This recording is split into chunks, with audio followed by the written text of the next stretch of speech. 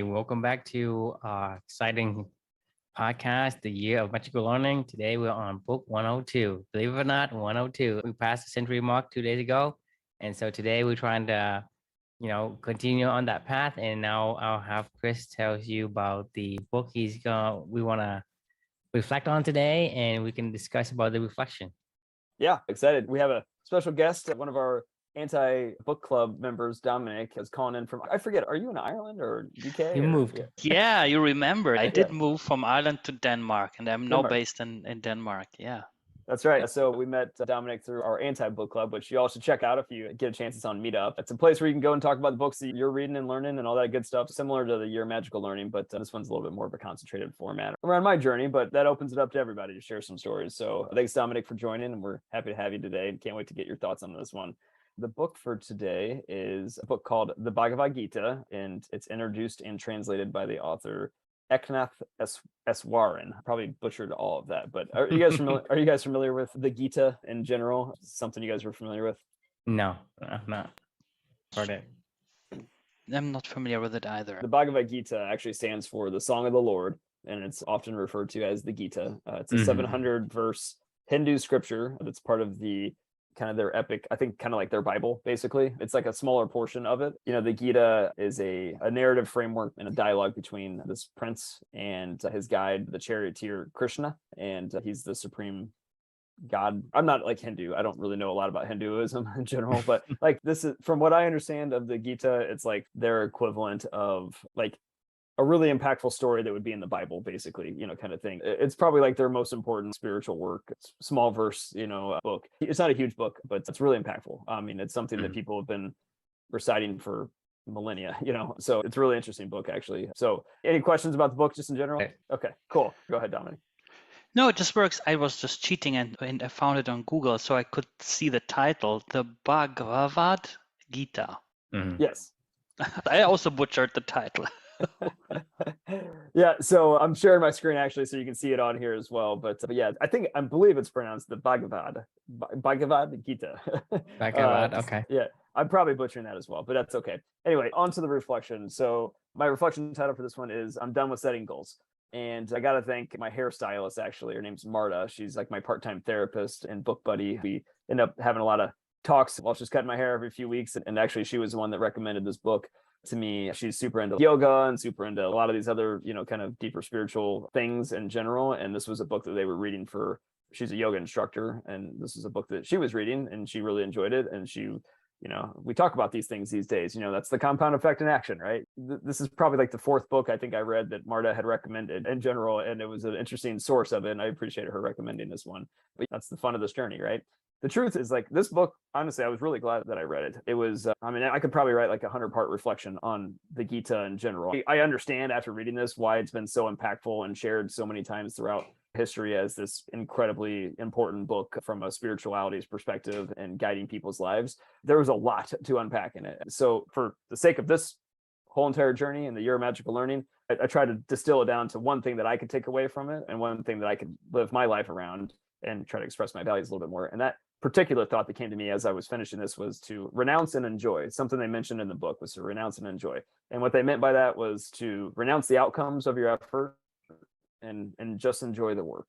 So, it made me think a lot about my previous life before Amelia. I've been obsessed with setting goals, completing tasks, like receiving rewards, winning competitions, winning the debate, whatever it may be, right? And that's how I lived my life, I guess, before my daughter came along. And I would have wild swings in my life. Like I would feel like a lot of self-worth whenever I would get the outcome that I was seeking. And I would feel a lot of not self-worth whenever I didn't. I'm in sales. This is my professional career. You're getting rejected and winning every single day at that point in time. I play a lot of competitive sports. So a loss in my tennis matches, I'm sure I've told you about this many times before. It would stick with me for days, weeks. Like I would just be so mad, so frustrated. And that outcome really, really mattered to me. I always considered it to be like fuel to my fire to want to keep trying harder and to be better and whatever. But, this whole journey has completely taken me in a completely different direction. In my 30s, I took it to a whole nother level of my obsession of wanting to win the outcome and to be better and to live a better life or whatever that was. And, I remember every year at the end of my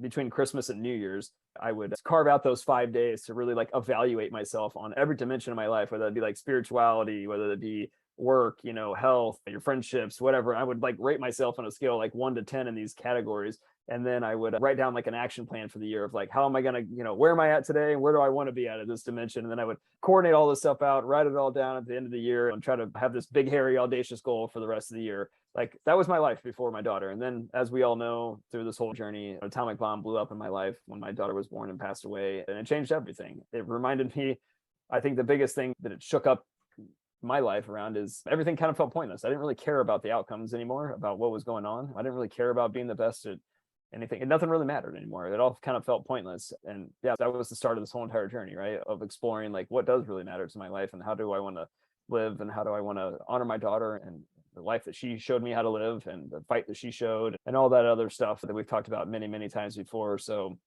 that was kind of the kickstart of this whole entire journey. I wanted to honor my daughter. So I stopped setting goals, picked up the values that she taught me, and kept discovering more and more things that were important to me. I started exploring, reading, writing, learning, all the things that we talk about here on this whole entire magical learning journey.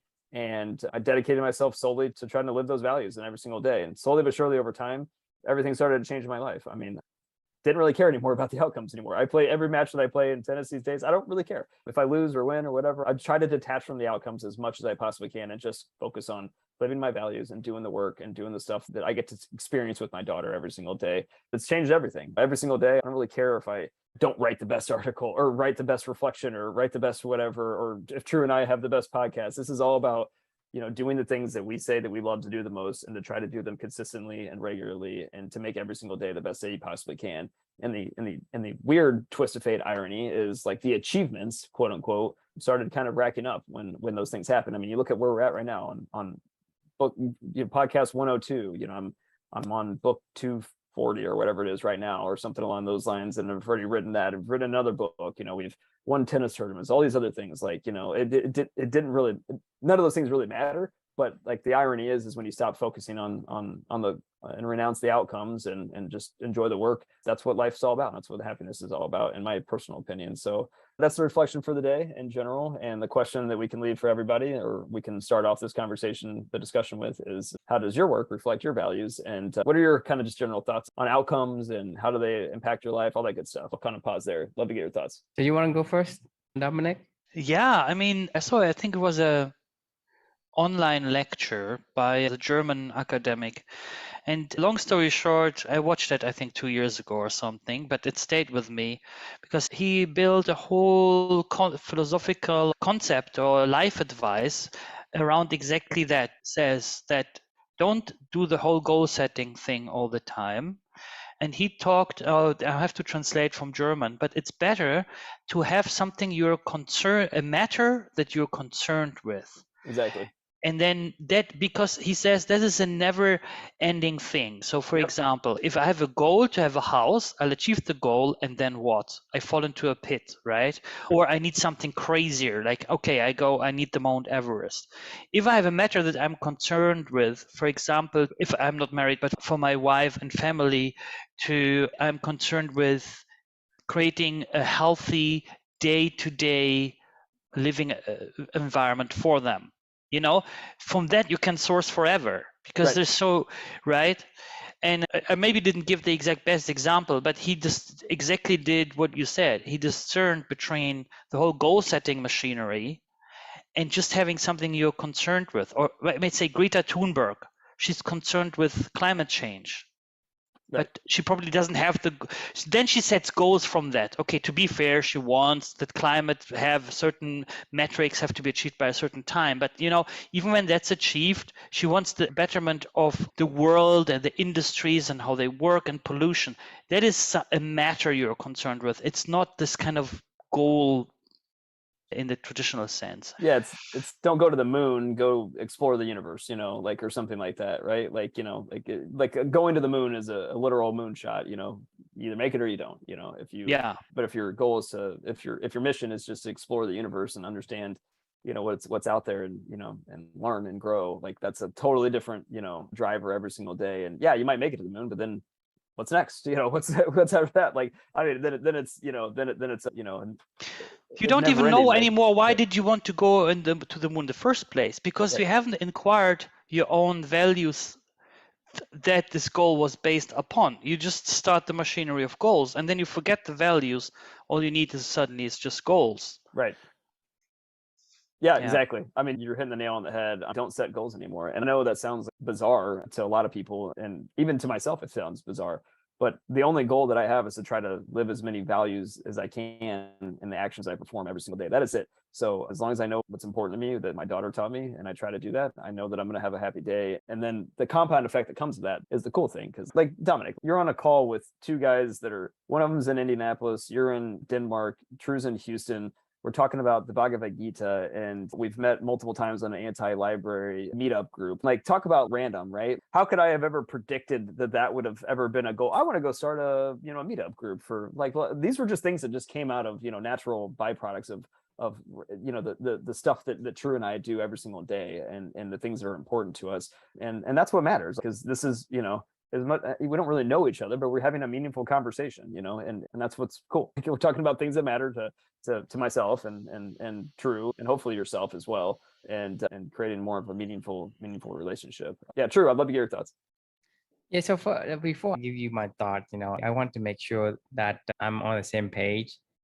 And so for me, the way I see it, society today wants people to set goals. People say, well, you don't set goal, you can't grow, you can't become better, right? And what we're saying here is that it goes against that grain, against that expectations. It's very counterintuitive. Exactly.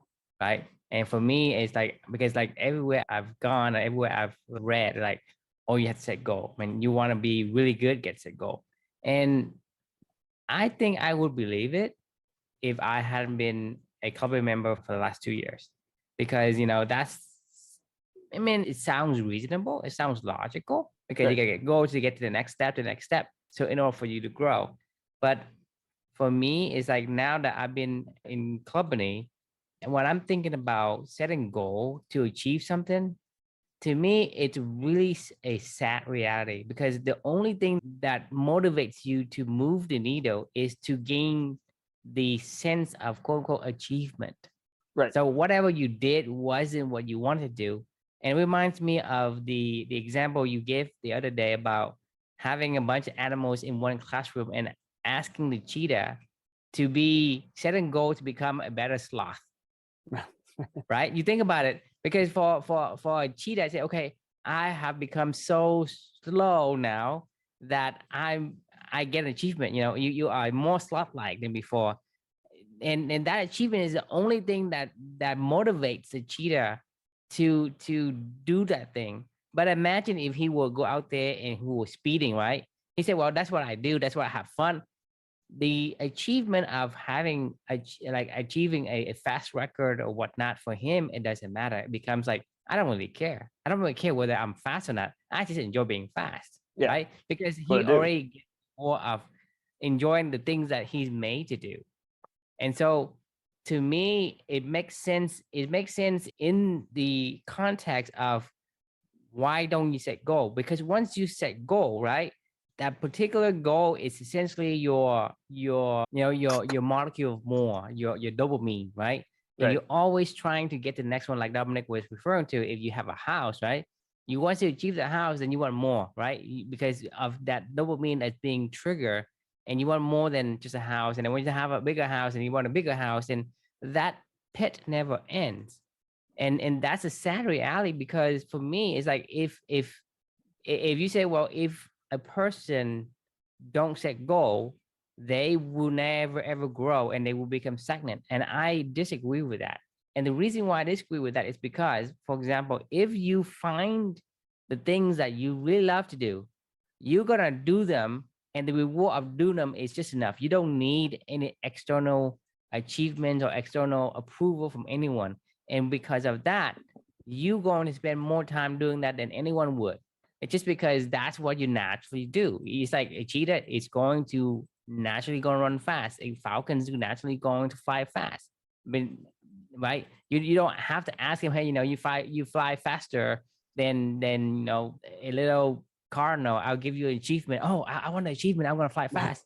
No, that's not what I meant. So that's the thing is, when we use the goal as the carrot, as a reward, then more likely than not, you are living a value that is not yours and it is not what you enjoy doing. But if you Yeah. take away the goal, right, you're gonna find the things that you do, which is made for you. You are made to do that, whether you're a writer or painter, a reader, or just like you're talking about Kevin, right? Kevin, he goes to different places and explore, but he loves to share that knowledge. He enjoys that. Right. And so for that to him, it's meaningful work. It's things that he loves to do. For him to say, go ahead, I'm gonna help like 100 people. I want to help 200 people, right? So if he has the goal as a priority of his metric, then chances are the things that he's doing is not what he really wanted to do. It wouldn't align with his value because you had something already in place to keep you going, right? But that's going against your natural instinct. For example, like we're talking about the cheetah, right? The cheetah don't want to be like a sloth. And so if you give him achievement, he'll do it because of the achievement's sake. But if you take away the carrots, that is the achievement of some sort of goal setting, then he's gonna have to revert back to say, well, what do I do? He's gonna have to think and reflect on himself to say, okay, who I am, what do I do, what should I do? And that will actually lead him back to the things that he can do and will do better than anyone else. And to Yeah. me, in that context, I truly agree. This is to me the secret to living the life that you want because you can enjoy it, but also master the things that you like. I don't care what you do, right? If you love to play tennis, I guarantee you become a master in tennis just because you are immersed in that field, in that arena, whatever you want to call it. You will become a master just because you spend so much time in it. A cheetah doesn't have to go and train to be a cheetah. He just become a cheetah just because that's what he do. You want to race him, he's going to beat you. No one's going to beat cheetah in running. Right. The only thing maybe I find that, yeah, I think you made that point very, very well. In an ideal world, we would just pursue what our internal beliefs and values make us do, right? So I just kind of love the sciences. I will never be a great mathematician, but I, for example, love this kind of complex mathematics, that you get in string theory. I'll never comprehend it in all its detail, but I love just watching number feel on YouTube, Vsauce, or reading articles, or I also buy academic textbooks and dig my nose into them a little bit, because I just want to at least scratch the surface. Yeah, but the However, thing is that will compound to the point where eventually, like let's say 5 years from now, and you continue to follow your passion, enjoy it, you're gonna become like even now, between three of us, you're the expert in that field. You're closer to being a master than any of us. You see what I'm saying? And then if you continue to follow that hobby or that thing that you enjoy, whatever that subject is, eventually you will accumulate the accumulation of knowledge and experience to the point where you say, well, I know this, I know that. In this arena, I know about string theory, I know about the mathematics. And so you're going to accumulate because by the curiosity and your enjoy of the things that you find out in that particular field, eventually it's going to add up and you become a master of it just because you are being exposed to it for a long time. For me and for Chris, our passion and the way our values are different, and we become the master in those fields that we basically immerse ourselves in. And so the thing is, a lot of time what people do is they don't understand and never reflect on themselves to say what it is that I really enjoy do, and I should carve out some time during my day to do the things that I enjoy versus doing the things that people ask me to do, whether that's work or whether that's, because they expect me to do certain things and I continue to do. I mean, I don't mind doing it, but I don't enjoy it. And so it doesn't help you with the mastery of the things that you really have I guess, affinity for. And so I think to me, because the thing is, there is a lot of noise out there in terms of what motivates a person to move forward and to grow.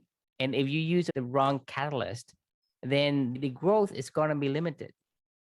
But if you have the right catalyst, like you find something that you really, really enjoy, right? You're going to spend it. Let's say you have a PlayStation you really love, right? You can play that thing, you're gonna not go out to dinners, and you're going to, I mean, A lot of times you play computer games or whatever, you sit there for 3 days straight and you eat whatever fast food until you can go back again. So because that's the thing, you're so passionate and so addicted to the things that aligns with you, that are going to continue, and then that particular catalyst is going to catapult you in terms of whatever you do and become more expert in that field than anyone else who is trying to do things that they don't want. It's like asking me to be a writer, right? If I don't enjoy being to write, then asking me to write, I can never ever beat a person who can do that leisurely, but do it consistently every day. For it compounding to the point where there's no way I can compete, and it's going to be like night and day difference.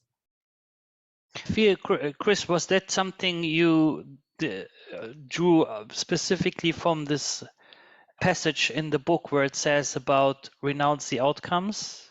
Yeah, exactly. It's don't be tied to, like, I find it interesting when you said, like, I'll probably never be really good at, mathematics and string theory and physics. I actually think it's probably the opposite of that. Most of the people that have had the biggest domain exponential growth came from probably outside of that entire world. I feel like when you, correct me if I'm wrong, but I feel like when you say that, it's probably more the traditional mathematic professor and somebody that's like an academic that studies this whole entire thing their entire life. But like, I feel like it's the people just like yourself, the tinkerers out there in the world that just have a natural love of something and you really have a passion for it. And like slowly but surely, like Drew was saying, it'll add up over time as you grow that knowledge because you care and you're not worried about trying to become some published physicist, but you may end up having like the biggest gain of the 22nd century or something like that. I actually found an online platform where you can find teachers that give lectures, right? Mm-hmm. So I have one teacher currently for music theory. We already had 2 lessons. And the past year I did an online course in music theory just to really learn my own time.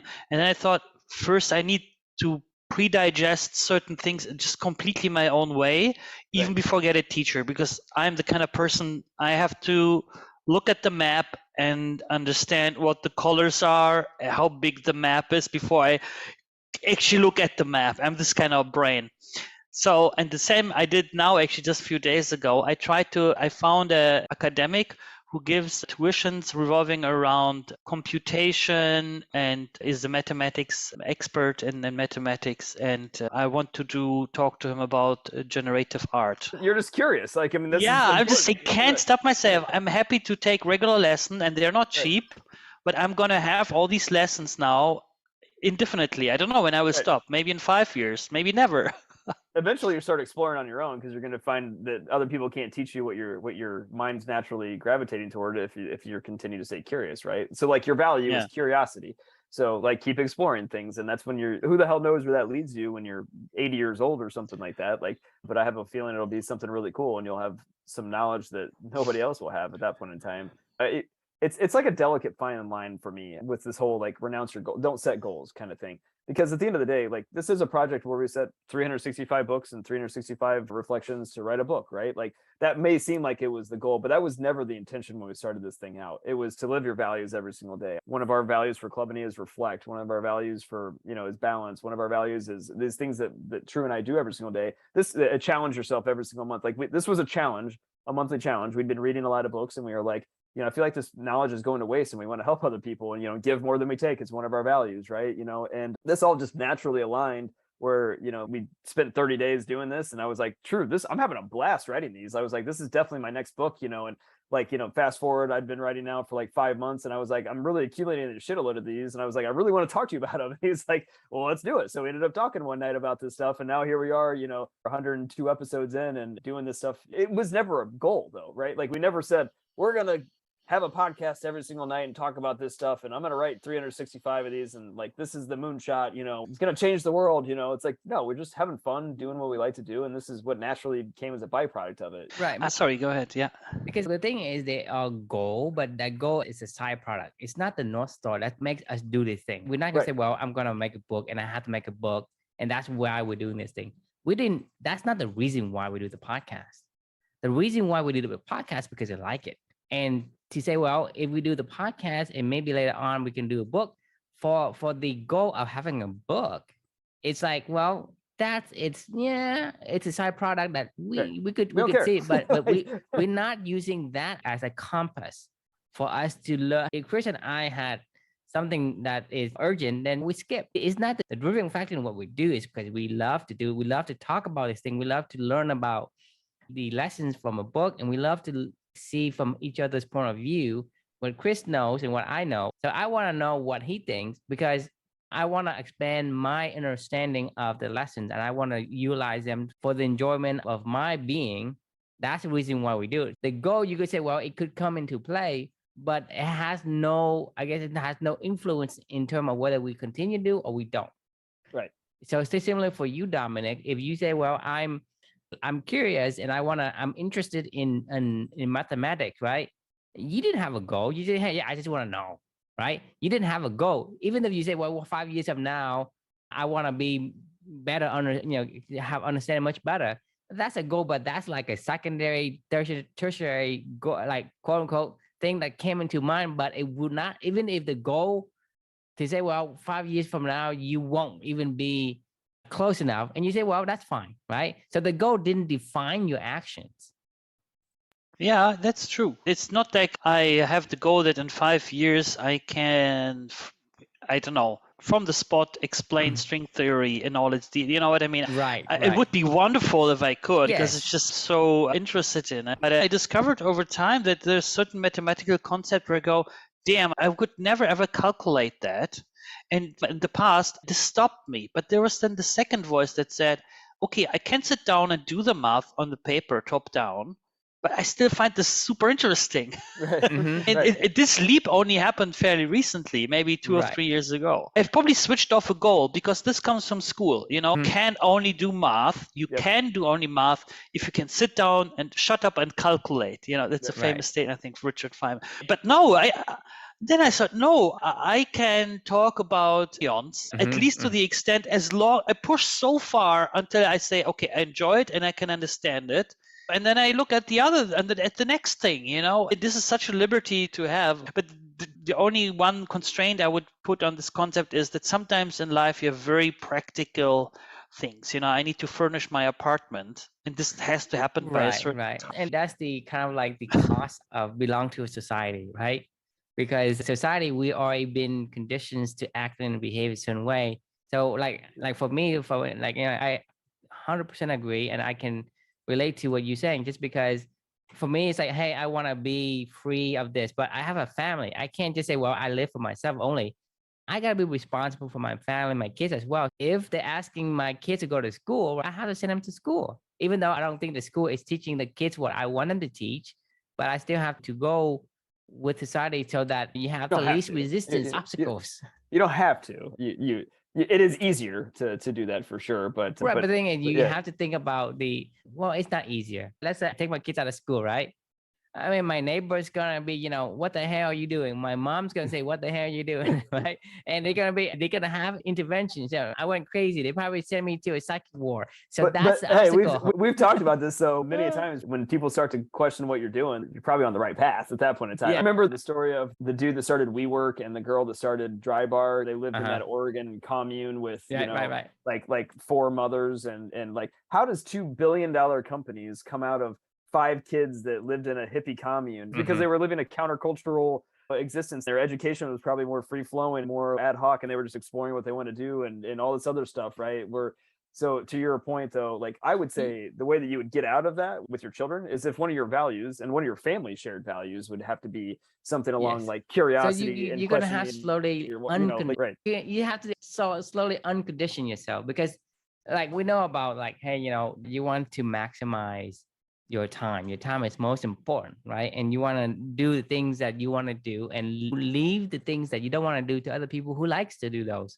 But at the same time, we have been conditioned that I've inherited these habits because I guess, growing up, I was expected to do those things, and it kind of seep into my habits. And so I'm still doing these things just because a natural tendency to follow the thing that you know how to do before, and you follow them until you consciously actually say, well, that's not how I understand things now. So I'm starting to kind of reverse the process of the damages. Unlearning. You have to start unlearning the things that you learned that it's not the correct way. Right. Or just because you think about setting goals, right? Setting goal is something that we are taught from early age on into college and beyond. You're going to get anywhere if you don't show those. So you're working for Salesforce. Right. Well, they expect you to have quotas and certain deadlines and all that, right? I have to have a goal. It's not like you say, hey, you know, I'm not going to do that anymore, because you live inside of society. You can't just jump off of society right?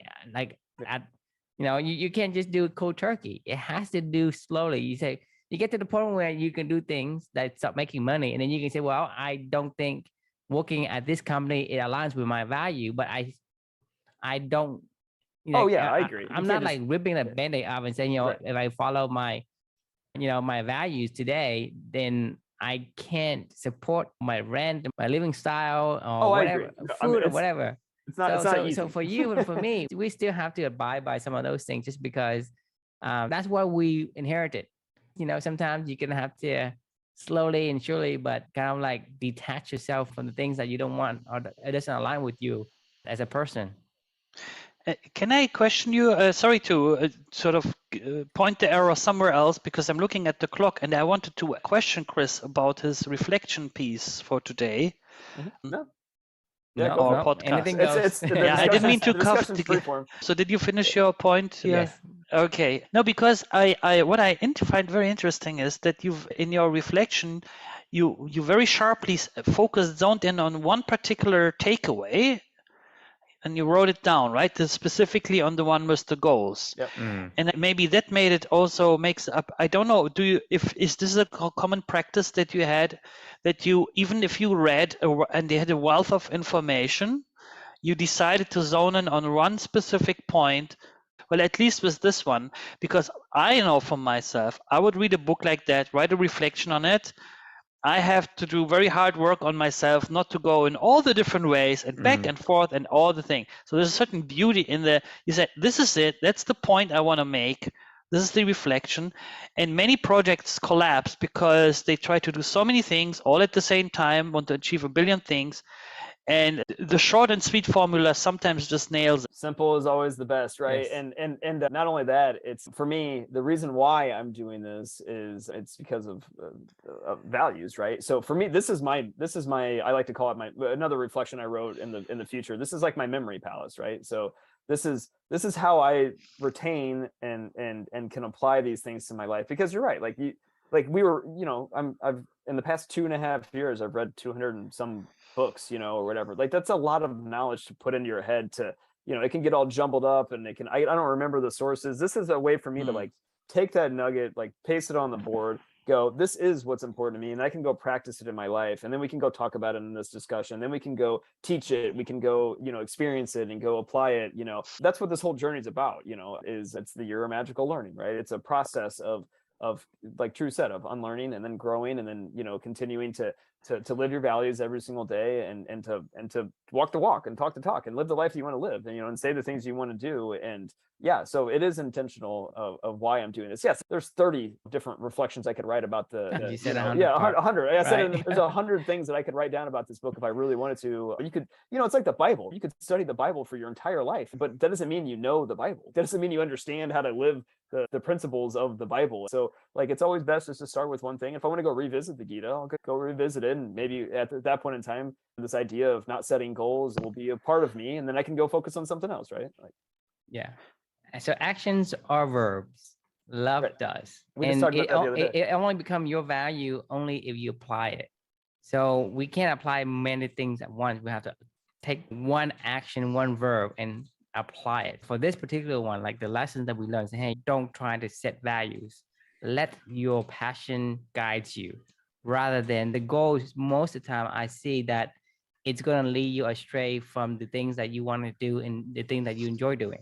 And even if you hit it, it's even worse, because then, like, think about all these Olympians that win the gold medal, right? And then they fall apart mentally because they're like, what do I do now? Like, I don't know what to do. Like, that was my goal. That was my only goal, was to win, you know, 8 gold medals or whatever the hell it was. And then you end up like Michael Phelps is wildly talked about. Like, like being how lost he is and how mentally unhealthy he feels and how depressed he is all the time. Because like he spent his entire life, working toward this goal, and then once the goal was over, like Well, you reached the he was end, he was right? left with nothing, and but like after this project is over, like I'm still going to be left with learning every single day. I'm still going to be left with reflection. I'm still going to be left with challenging myself, and it'll just be another project. Like it's fine. Every new book that I finish, write a reflection and share it with the world if I wanted to, or not, like to share it with myself. Like, but these are things that I know that I can do that are sustainable, because I care about them, and it's not because of the project, it's because it's important for me.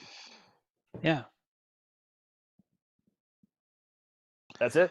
Awesome. Any final thoughts, guys? I mean, I know we're getting close to time here, so any quick final thoughts before we wrap up today? I really agree. And the way for me to remember this particular reflection and lesson is, follow your passion and try to transition. We're not asking you to quit cold turkey and do whatever you want to do. That's not what we're advocating. We're advocating, the balance of it. Like you want to have the things you need to do to pay rent, to be a peaceful citizen of the world. And then the other thing is to carve your own path by following the things that you enjoy doing. Agreed. Yeah, no, thanks for sharing today. The first time I could take part in this format that you have here. I just love bounce around ideas, hear about life experiences. So I find that very enriching. I generally also agree, the good old follow your passion kind of thing. If you apply it in a considerate, reasonable way, then it really works. You have to just be ready for specific exceptions in life, where, okay, sometimes you have to put the passion aside. There are certain duties, but as long as you can find back to it and you don't get lost in these duties, I think it totally works. And yeah, good. Awesome. Well, thanks for coming. That was fun. So we Yeah. do this every night at 6:00. If you ever want, it's the same link. So hop on anytime. We're happy to have you back. And yeah, we'll be doing book 103 tomorrow.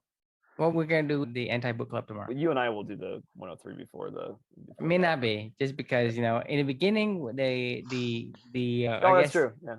the plan, they kind of like, hey, we want to do this 15 minutes and we can just hop No, on to the other stuff. But it's going too far. because, it has grown organically into a discussion that takes 45 minutes to an hour each. Yeah. And I don't think we can, to me, don't squeeze it in. When I'm doing something in 15 minutes for this podcast, it feels like,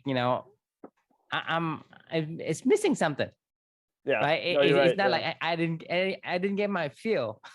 And so guys, you are very brave to get I mean, I could have been the worst stranger completely, but well, I hope I'm not. Well, actually, we don't have a goal, so it's like whatever goes. Yeah. We love to learn from other people, because when we just like two people looking at each other, right? I can only see in front of me, and the other person can see in front of them, but I can augment his blind spot because I can see what's behind him and he can see what's behind me. So having the different perspective help us have a better view of the things around us. And because of those, we're able to make a better decisions. And that's, to me, is the essence of why we do some of these things. And because it's the things that we value. There's not goal. They say, hey, we have to have a perfect podcast. We don't have anything that's surprising. Well, because there's no goal, it doesn't apply. It doesn't affect us in any way.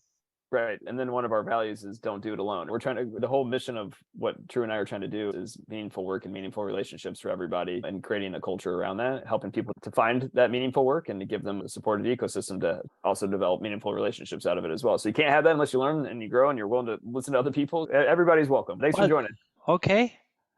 So for the audience, we do this every day, mostly Monday to Thursday. If anyone wants to become a guest, comment below and we'll get you on here. I have a very quick, curious question. You guys know each other in real life, or you know each other through Meetup? And I'm just curious because you have been working together apparently for a long time. And it would be even more beautiful if that randomness that you mentioned brought you to that point. No, that's exactly what happened. Well, basically knew Chris forever, but I'd never seen him in person. Right. Well, because we live in different states. But no, that randomness is what happened. So like this whole entire journey, when this whole thing started with my daughter, it inspired me to want to live this life a different way. Drew was on his own mission in his own life, wanted to live a different lifestyle as well. So we met up trying to go work around a particular project, and slowly but surely we've developed a culture out of it and an ecosystem. We've been working on this stuff for the past 2+ years now together. Like we said, living what we preach, practicing what we preach. We don't have a goal. We don't know where we're going with this, but we know how we're going to get there. And that's all that really matters. It's part of this whole journey. Good stuff. It's just, modern technology, people we never physically meeting and just having, but that's great. No, okay. I just had to ask a nosy question. No worries at all. All right. We'll see you all tomorrow. Thanks for joining. All righty.